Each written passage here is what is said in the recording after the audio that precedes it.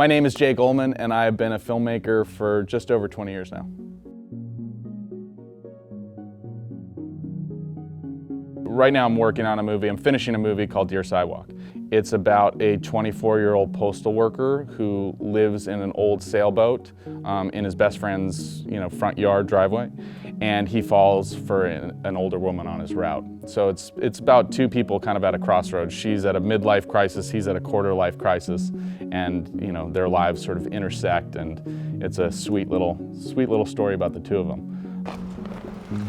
Oh, might as well just do it with your eyes closed. In today's filming landscape, as a filmmaker, you can't really just do one thing anymore.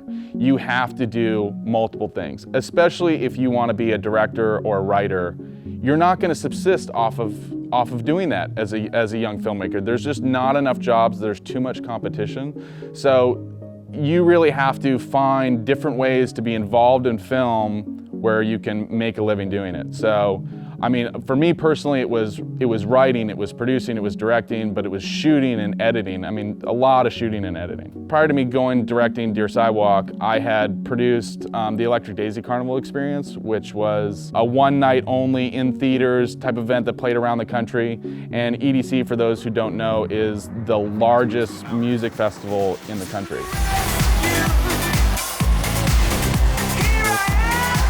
Star Trek documentaries for the History Channel. I've worked on New Kids on the Block, editing their documentary.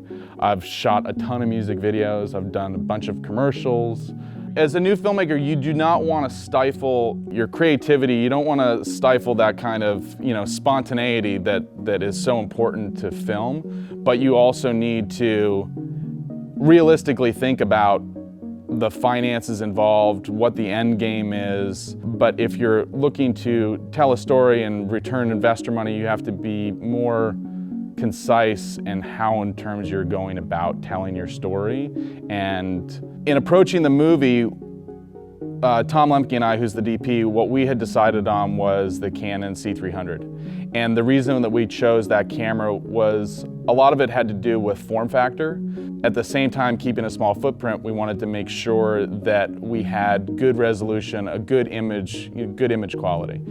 So if you're shooting 6 or 7 pages a day, your actors don't have you're not giving them a lot of slack. So if you can give them the most fruitful environment to perform and get on camera what you need from your characters, from your actors, it's much better to have a smaller form factor camera. So that's why we decided to go with the C300. As a filmmaker, I use EVS as a tool because I know Casey, I know Toby in rentals. I can call on these guys and they can help facilitate projects that I'm working on, whether it's big or small. I don't have to worry about the little details. EVS is the kind of place where the customer experience, it's all geared towards, let's do this together. It's not, you're not going in there just to buy a product and to be pushed out the door. They're not going to sell you something that you don't need. So when you walk in there, you feel like you're part of the family. You know the people, they know who you are, and that relationship is, it stands the test of time.